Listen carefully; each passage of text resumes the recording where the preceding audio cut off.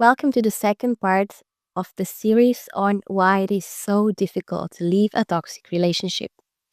In the first part, I explain how a perpetrator cheats the victim and why some people are so susceptible to getting trapped in these toxic dynamics.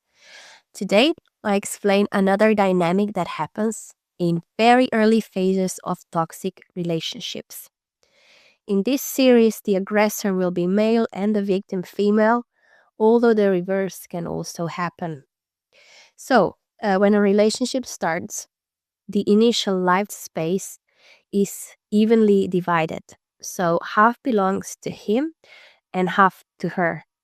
She therefore has her own life, job, hobbies, and friends. One day, she senses tension in the air.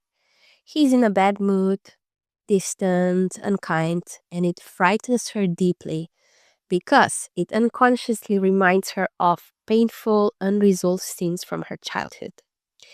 She starts following him around, trying to fix things, convinced she must have done something wrong, promising, "From now on, I won't do this anymore." Most likely, she hasn't done anything wrong at all, but she doesn't know how to react differently.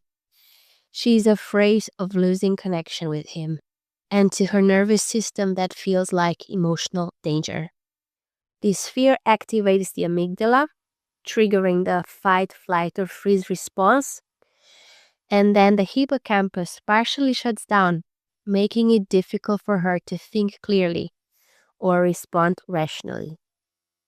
She feels intense fear, and at the same time, she's convinced that it must be her fault because she has felt guilty and unworthy her entire life. So, why would this time be any different? In panic, she begins shrinking her life just to keep the peace and avoid losing him.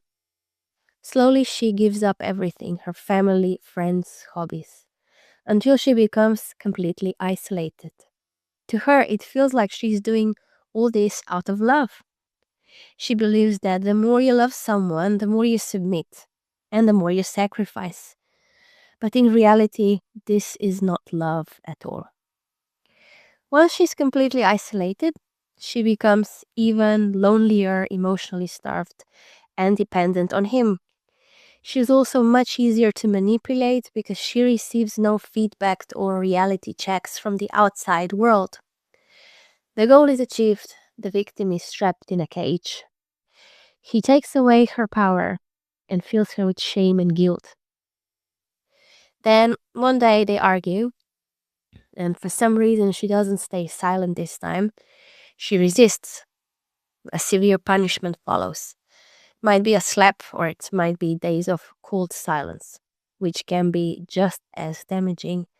The silent treatment completely cuts off connection, ignores a person's very existence, dehumanizes them, and leads to intense emotional distress.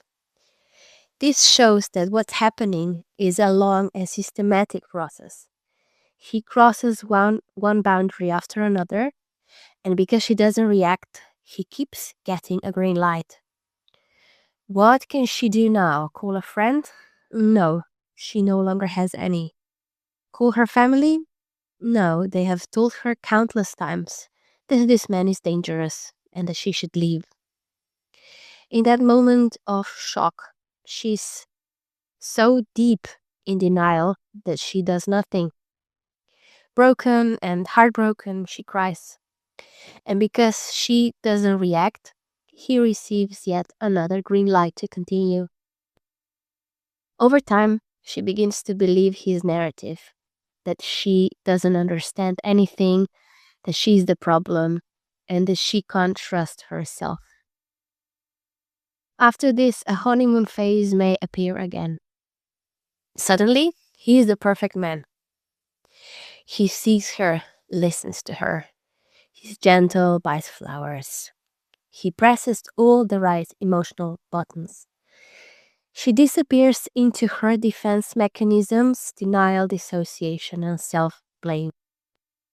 When someone relies heavily on defenses, it becomes very difficult to stay connected to themselves and to reality. She hopes she will once again feel that intoxication she felt at the beginning of the relationship, when for the first time in her life she felt seen, whole, and worthy. She cannot let go of that dream.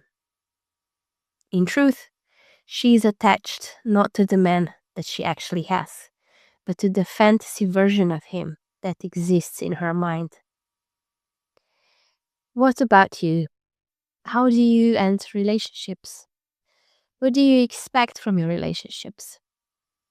Do you expect someone to save you or fulfill your dreams? Are you in touch with your intuition and reality?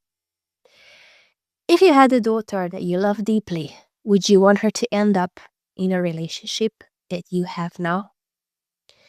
Don't forget to subscribe, because in the last part we will talk about another surprising dynamic that makes a toxic relationship like a real addiction, and it can even cause withdrawal symptoms when you try to leave. Thank you for exploring with me.